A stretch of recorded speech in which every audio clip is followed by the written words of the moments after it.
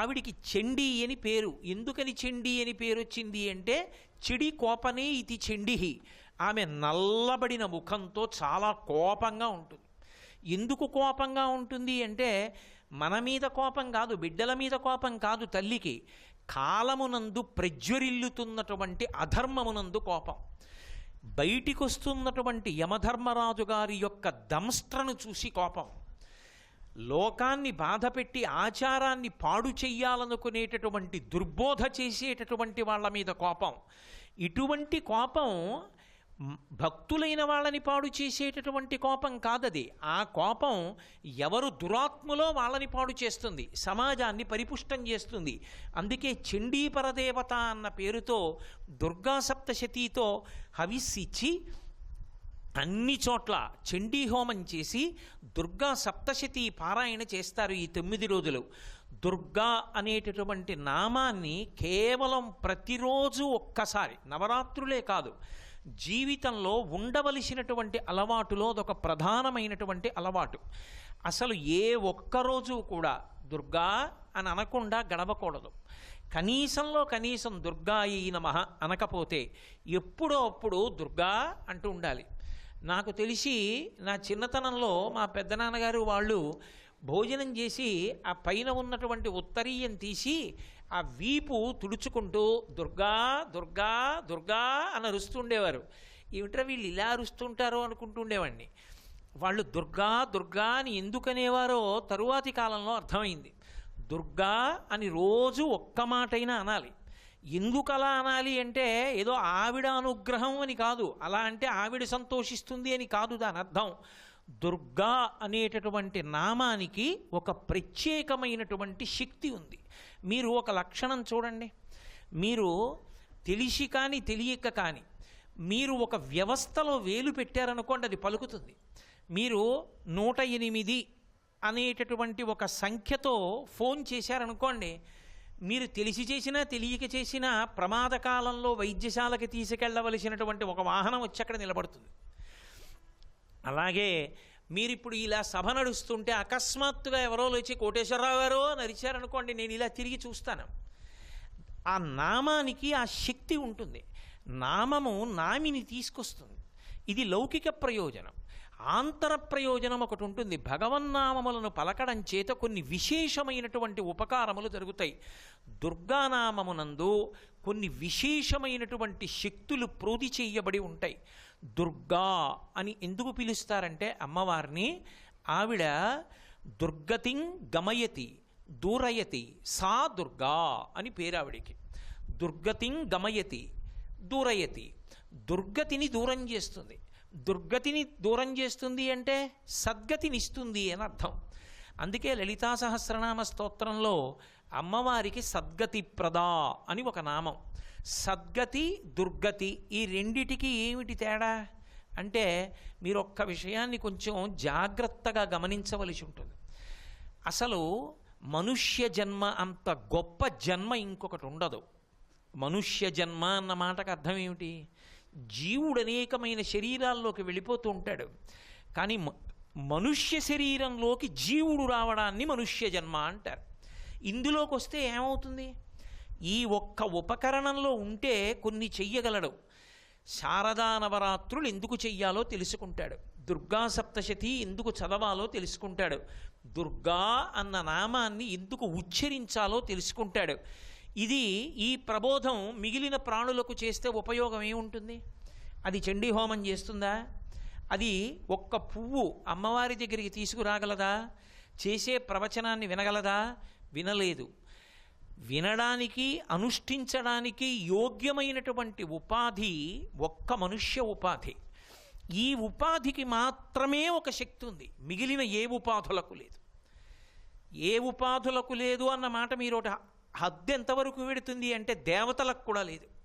దీనికి ఉన్న అధికారం, ఈ ఉపాధికి ఉన్న అధికారం దేవతల యొక్క ఉపాధులకు లేదు. దేవతలు ఉన్నారనుకోండి, వాళ్ళు గత జన్మలలో ఏవో పుణ్యం చేశారు. చేసినటువంటి పుణ్యం వలన వాళ్ళు దేవతలు అనబడేటటువంటి పదవుల యందు కూర్చున్నారు. అలా కూర్చున్నారు కాబట్టి కొంతకాలం ఆ దేవతా పదవులలో కూర్చుంటే వాళ్ళ పుణ్యం అయిపోతుంది. అయిపోతే మళ్ళీ కింద పడిపోతారు. క్షీణే పుణ్యే మర్త్యలోకం విశంతి, మళ్ళీ కిందకు వస్తారు. పోనీ అలా పడిపోకుండా ఇంకా పుణ్యం చేసుకుంటూనే ఉందాం అనుకున్నారనుకోండి, కుదరదు. వాళ్ళకి కర్మాచరణ మనకు అధికారం లేదు. వాళ్ళు యజ్ఞం చేయడం, యాగం చేయడం, పూజ చేయడం ఇలాంటివేమీ వాళ్ళకు కుదరవు. వాళ్ళు చెయ్యకూడదు. వాళ్ళకి కొత్తగా పుణ్యం కానీ పాపం కానీ చేసే అధికారం లేదు. ఉన్న పుణ్యం పోతుంది. కానీ మనుష్యుడు పుణ్యకర్మ చెయ్యొచ్చు, పాపకర్మ చెయ్యొచ్చు. కర్మ చెయ్యడానికి యోగ్యమైన శరీరము ఇదొక్కటే. మిగిలిన ఏ శరీరము కూడా ఇక పుణ్యకర్మ చెయ్యడం అన్నది చెయ్యలేదు. పుణ్యకర్మ మాట దేవుడు ఎరుగు. భగవన్నామమును పలకలేదు. దుర్గా అన్న నామాన్ని పలుకు, ఇంత గొప్పది అని నేను మా ఇంట్లో పెంపుడు కుక్క దగ్గర కూర్చొని తల బద్దలు కొట్టుకున్నాను అనుకోండి, అది అనగలదా దుర్గా అని? అది అనలేదు. దుర్గా అని నమ్మకో ఎవరో అన్నాడు ఒక్కడు, అంతే, వాడు పొందుతాడు అనుగ్రహాన్ని. అది అలా ఉచ్చరించగలిగినటువంటి స్వరపేటిక ఒక్క మనుష్య ఉపాధికే ఉంది. ఇతర ఏ ప్రాణికి కూడా స్వరపేటిక లేదు. అందుకే అవి భగవన్నామాన్ని పలకలేవు. ఇప్పుడు మనుష్య ఉపాధి ఇంత గొప్పదైనప్పటికీ ఇది స్వర్గానికి వెళ్ళగలదు. గొప్ప పుణ్యం చేసి స్వర్గలోకానికి వెళ్ళి దేవతగా కూర్చుంటాడు. 100 యజ్ఞములు చేసిన వాడు ఇంద్ర పదవిని అలంకరిస్తాడు. అసలు అనేకమైనటువంటి పుణ్యకర్మలను కేవలము చిత్తశుద్ధి కొరకు చేసినటువంటి వాడు ఏ ప్రయోజనాన్ని ఆశించకుండా, ఈ పుణ్యకర్మ వలన నాకు ఈ ప్రయోజనం కలగాలని కోరకుండా, నాకు ఈ సుఖం రావాలని అడగకుండా, ఎందుకు చేస్తున్నావు ఈ పుణ్యం అంటే నా చిత్తశుద్ధి కొరకు, ఎందుకు అనుభవిస్తున్నావు దుఃఖాన్నంటే దుఃఖాన్ని అనుభవించి పాపాన్ని పోగొట్టుకొనుట కొరకు. ఇప్పుడు ఈ రెండూ చేస్తూ పోతే, చిత్తశుద్ధి కలిగి పాపం పోతే జ్ఞానమును పొందడానికి అధికారం వస్తుంది. ఇప్పుడు జ్ఞానమును పొందితే అది మోక్షమునకు కారణమవుతుంది. జ్ఞానము వినా మోక్షమునకు కారణము లేదు. జ్ఞానమే పొందాలి. ఆ జ్ఞానమునకు చిత్తశుద్ధి కలగాలి. చిత్తశుద్ధి కలగాలంటే కర్మాచరణ చెయ్యాలి.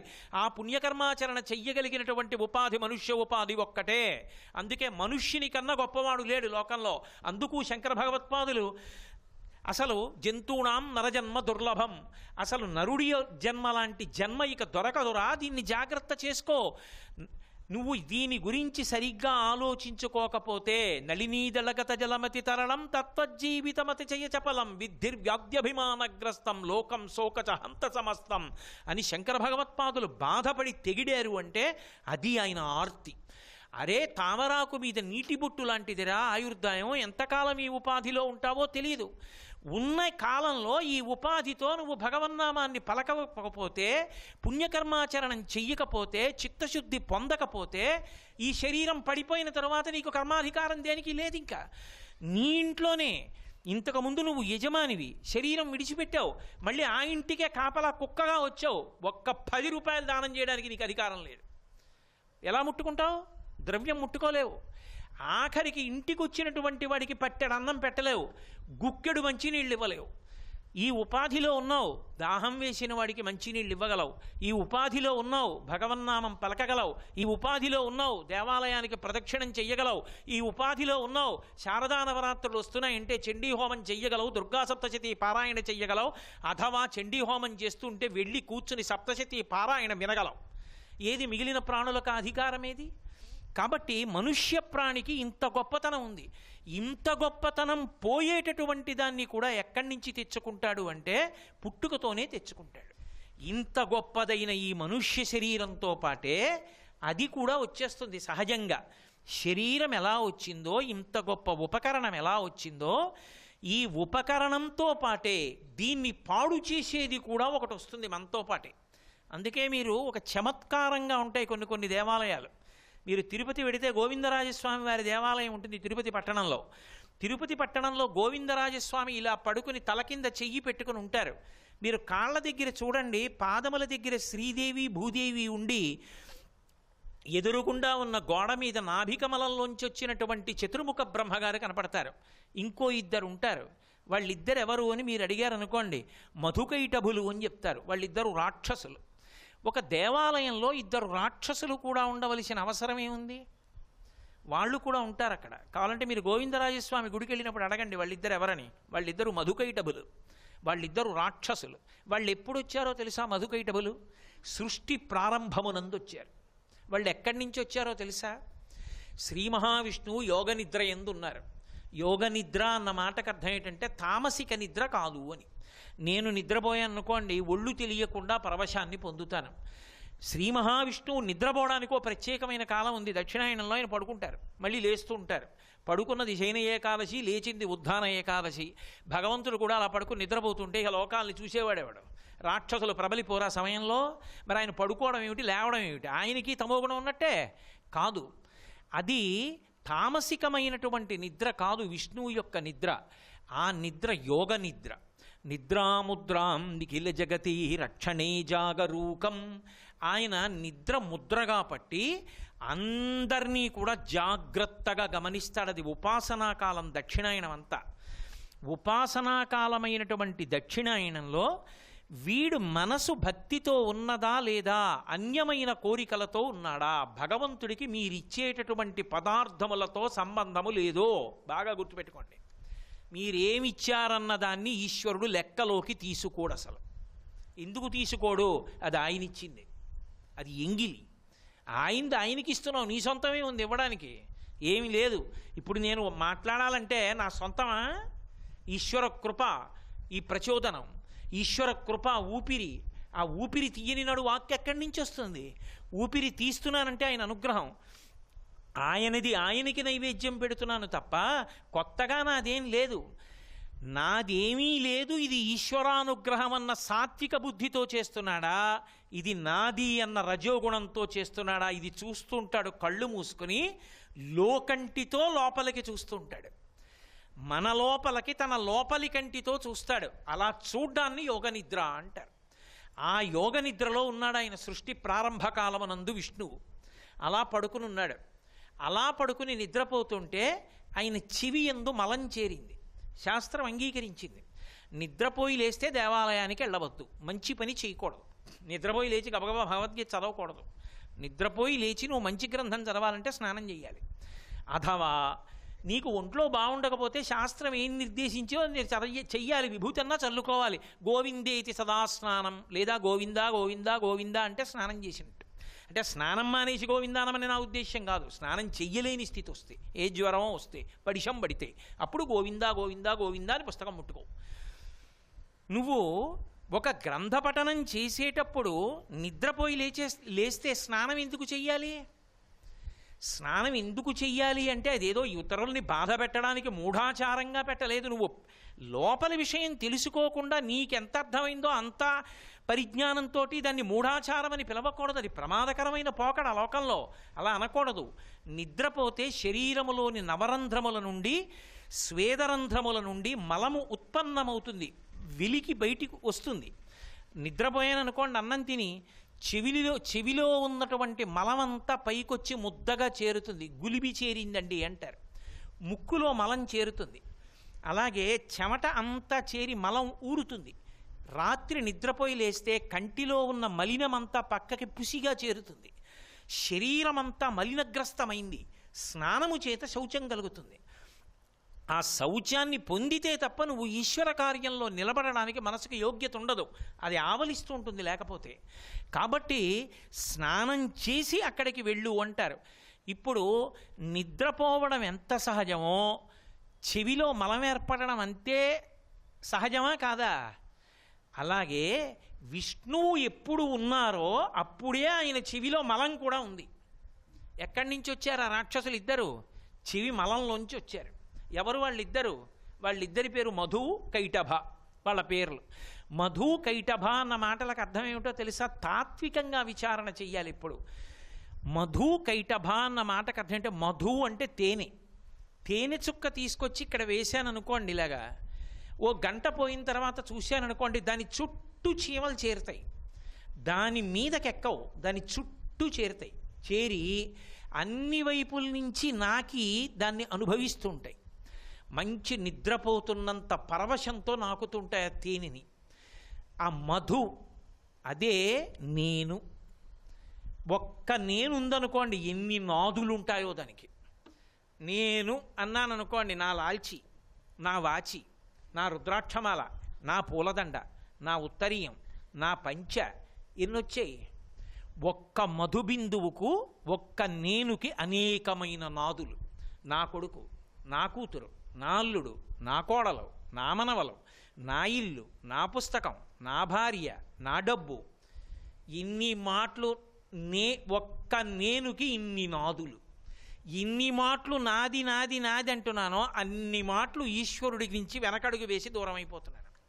ఇదే ప్రహ్లాదుడు అంటాడు హిరణ్యకశిపుడితో, నాన్నగారు లోకాలన్నీ గెలిచానంటారు, లోకములన్నీయున్ గెలిచినాడవు, ఇంద్రియానీకము చిత్తమున్ గెలుబనేరవు, నిన్ను నిబద్ధు చేయు భీషణ శత్రులు ఆర్వురం ప్రభిన్నుల చేసిన ప్రాణికోటిలో నీకు విరోధి లేడొకడు నిర్పున చూడుము ధనవీశ్వర అంటాడు.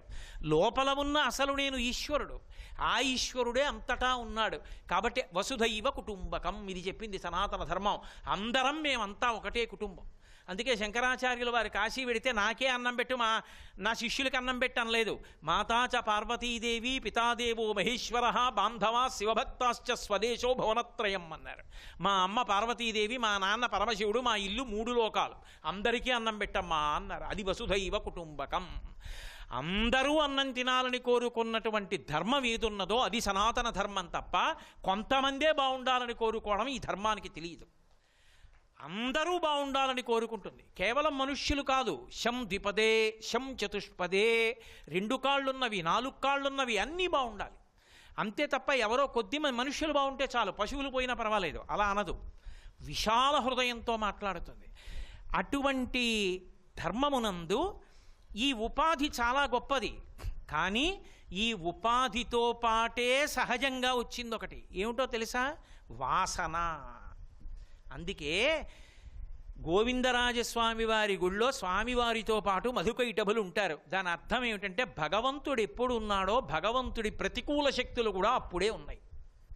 చాలామంది ఓ మాట అంటుంటారు, ఏమండి ఏమిటో ధ్యానం మొదలు పెట్టామండి, భక్తితో ఉన్నాం కానండి, ఇంకా నాలో కొద్దిగా ఈ లక్షణాలు పోవట్లేదండి, అహంకారం ఉండిపోయిందండి, నేనన్న భావన ఉండిపోతోందండి, నా వాళ్ళు నాది అన్న భావన ఉండిపోతోందండి అంటారు. ఒక్క విషయం జ్ఞాపకం పెట్టుకోవాలి, ఈశ్వరుడు ఎంతటి సహజంగా ఉన్నాడో అంత సహజంగా వీళ్ళు ఉన్నారు. వీళ్ళు పోవడానికి ఈయన కాళ్ళు పట్టుకోవాలి.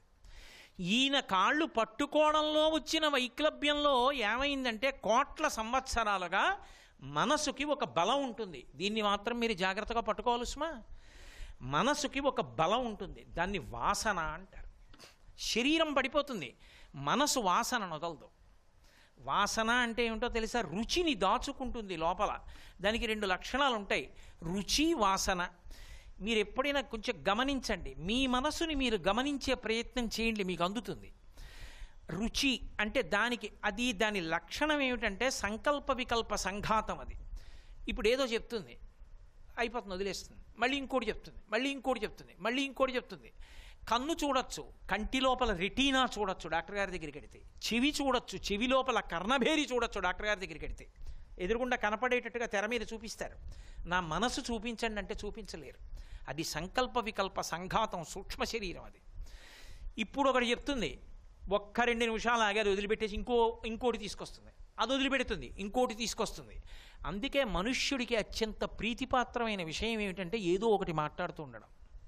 ఎందుకంటే లోపల ఉన్న మనస్సు యొక్క బలం అది భగవత్ సంబంధం అయితే తరించిపోతాడు, ఇచ్చకాయ బుచ్చకాయ మాటలైతే పాడైపోతాడు. కాబట్టి ఇప్పుడు వాసనా బలాన్ని పట్టుకుంటుంది. అది రుచి అంటే ఏదో ఒక దాన్ని అనుభవించమంటుంది. అది ఊరికినే కూర్చోదు, ఒత్తిడి చేస్తుంది, ఏదో ఒకటి అనుభవించాలి. ఈ కంటితో అలా చూస్తూ అది బాగుంది అంటుంది, కాసేపు దాన్ని చూడాలి. విసిగెత్తింది అనుకోండి, చెవితో ఏదో వినాలి. చెవితో విసిగెత్తింది అనుకోండి, ఏదో దాన్ని ముట్టుకోవాలి. అది విసిగెత్తింది అనుకోండి, ఏదో తినాలి. అవసరం ఉండనివ్వండి, లేకపోనివ్వండి, ఆకలి వేయనివ్వండి, వేయకపోనివ్వండి, ఏమీ లేవనుకోండి ఇంట్లో, పిండి వంటలు అవిని, ఆవకాయ పెచ్చు కొడుకు తినేస్తాడు. ఎందుకు పోనీ ఆకలి వేసిందా అని అడిగారు అనుకోండి, లేదు, ఏదో ఒక ఇంద్రియాన్ని సుఖపెట్టాలి, అనుభవించాలి, తినేస్తాడు. మళ్ళీ మళ్ళీ చూస్తూ కూర్చుంటాడు. చేతిలో ఒక్కసారి ఇలా పట్టుకుని నొక్కడం మొదలు పెడితే 108 సార్లు మీకు రకరకాలు చూపించగలిగినవి ఎన్నో వచ్చాయి, కలియుగం యొక్క లక్షణం. కాబట్టి అవన్నీ చూస్తూ కూర్చుంటాడు, అయిపోతూ ఉంటుంది జీవితకాలం. ఏ ఉపాసన ఉండదు, నడిచిపోతూ ఉంటుంది. ఇందులో రుచి చూస్తూ ఉంటుంది, తెలుసుకుంటూ ఉంటుంది. ఇది బాగుంది, ఇది బాగుంది, ఇది బాగుంది, కానీ వదిలిపెట్టేస్తుంది. దానికి ఉన్న లక్షణం అది. పనసపొట్టు కూర తిందనుకోండి, బాగుంది, వదిలేస్తుంది. ఒడియం తిందనుకోండి, బాగుంది, వదిలేస్తుంది. కానీ కొన్నిటిని వదలదు, గట్టిగా పట్టుకుంటుంది. అది కావాలి, అది కావాలి, అది కావాలి, మళ్ళీ మళ్ళీ మళ్ళీ మళ్ళీ మళ్ళీ మళ్ళీ దాన్నే అడుగుతూ ఉంటుంది. దీన్ని వాసన అంటుంది శాస్త్రం. మనసు ఏం చేస్తుందంటే గట్టిగా పట్టేసుకుంటుంది కొన్నిటిని. మనసు యొక్క కదలికలన్నీ దేని మీద ఉంటాయి అంటే ఊపిరి మీద ఆధారపడతాయి. ఊపిరి ఎంత వేగంగా తీస్తే మనసంత వేగంగా కదులుతుంది. ఊపిరి ఎంత మెల్లగా జాగ్రత్తగా నియంత్రిస్తే మనసంత జాగ్రత్తగా నిలబడుతుంది. అందుకే పూజలో ప్రాణాయామం చేయిస్తారు. ప్రాణాయామం చేస్తే మనసు నిలబడుతుంది ఊపిరి వేగం తగ్గితే. ఇప్పుడు ఆఖరి ఊపిరి తీస్తూ ఉంటాడు, లేదా ఆఖరిసారి వదులుతూ ఉంటాడు. ఏదైనా మృత్యువేగా. ఆఖరిసారి తీశాడు, వదలలేదు, చచ్చిపోయాడు. ఆఖరిసారి వదిలేడు, తీయలేదు, చచ్చిపోయాడు. ఆఖరిసారి తీసేటప్పుడు కానీ ఆఖరిసారి వదిలేటప్పుడు కానీ మనసుకు ఒక లక్షణం ఉంటుంది. యమదూతలు కంటికి కనపడుతుంటే అది భయపడుతుంది. నేను వెళ్ళిపోయే సమయం ఆసన్నం అయిపోయిందని కపవాత పైత్యముల్ కప్పగా శ్రమచేత కంపముద్భవ మంది కష్టపడుచు నారాయణాయంచు నా జిహ్వతో నిన్ను పిలుతును శ్రమచేత పిలువలేను. నేనే చూసా ఈ మధ్యకాలంలో కూడా. నిష్కారణంగా భయపడతాడు. బాబోయ్ పాము పాము పాము నరుస్తాడు. అక్కడ ఏమీ ఉండదు. ఏది పామేది అంటే అబ్బో గోడ మీద పాము అరవకో కరుస్తుంది అంటాడు. ఈ మధ్య కూడా చూశాను నేను. ఆ దూతలు వచ్చినప్పుడు అటువంటి విచిత్రాలు జరుగుతాయి. చచ్చిపోయిన వాళ్ళు వచ్చి కూర్చున్నారు, పిలుస్తున్నారంటాడు, లేచిపోతుంటాడు మంచం మించి. అయిపోతోంది కాలమని గుర్తు, వెళ్ళిపోతున్నాడని గుర్తు. శాస్త్రం సంకేతాలు చెప్పింది. ఆ వెళ్ళిపోయే ముందు ఇక ఆఖరి ఊపిరి దగ్గరికి వచ్చేసేటప్పటికి చక్క పెట్టేసుకుంటుంది. మనం చూడండి, ప్రయాణం జరుగుతున్నంతసేపు కూర్చుంటాం రైల్లో. మనం దిగిపోవలసిన కాకినాడ వచ్చేస్తోంది అనుకోండి, మనం పడుకున్న అమెరికా కింద పెట్టుకున్న పెట్లన్నీ బయటికి లాగడం మొదలు పెడతాం. ఇక దిగిపోవాలి. మనసుకుండే లక్షణం ఏమిటంటే మృత్యువునందు శరీరం విడిచిపెట్టేటప్పుడు ఇంద్రియముల యొక్క శక్తులను వెనక్కి లాగేసుకుంటుంది. కంటి నుండి చూసే శక్తిని లాక్కుంటుంది, చెవి నుండి వినే శక్తిని లాగేసుకుంటుంది. అందుకే ఇక పిలిచిన పలకడు, అని అరుస్తూ ఉంటాడు. లాక్కుని ఎట్నుంచి బయటికి వెళ్ళాలని చూస్తుంది. అప్పుడు ఉపాసనా సిద్ధి. భగవద్భక్తి తత్పరుడైతే ఊర్ధ్వముఖ చలనం చేస్తాడు. ఆ భక్తి కుదురుకున్నవాడు కాకపోతే తిరిగి ఈ రోమకూపంలోంచి కూడా బయటికి వెళ్ళిపోతుంది. సూక్ష్మ శరీరం కదది. వెంట్రుక పుట్టిందంటే కన్నం ఉంది కదండి, చెమట పట్టిందంటే అందులోంచి బయటకు వచ్చి అమరిక ఉందిగా, కన్నం ఉందిగా, అందులోంచి వెళ్ళిపోతాడు బయటికి. ఎట్నుంచి ఎడతాడో తెలియదు, వెళ్ళిపోతాడు. వెళ్ళిపోయినప్పుడు ఆ మనసు ఏం చేస్తుందంటే ఇక్కడ శరీరాన్ని వదిలిపెట్టేస్తుంది. కానీ ఇక్కడ శరీరంతో పాటుగా అది వాసనని మాత్రం వదిలిపెట్టదు, పట్టుకెడుతుంది. అంటే ఇక్కడ ఈ శరీరంలో ఉండగా నాకు అయ్యప్ప స్వామి దేవాలయం మీద విపరీతమైన ప్రీతి పెంచేసుకున్నాను అనుకోండి, అది ఉత్తమ గతికి మార్గం అవుతుంది. ఒక దేవాలయం మీద అనురక్తి, శాస్త్రం మీద అనురక్తి, ఉపాసన మీద అనురక్తి, గురువు యందు భక్తి, ఈశ్వరుని యందు భక్తి, ఇవి ఉత్తమగతులకు కారణములు. అవి ఇంట్లో ఉన్న ఐశ్వర్యం మీద, కొడుకు మీద, భార్య మీద, శత్రువు మీద ద్వేషంతో దేనిని బాగా పట్టుకున్నాడో బతికుండగా అది ఆఖరి ఊపిరిలో తలుచుకుంటుంది. అందుకే నరజన్మకి పునర్జన్మలో ఈశ్వరాధికారం ఉండదు. సర్వం శ్రీ ఉమామహేశ్వర పరబ్రహ్మార్పణమస్తు. స్వస్తి.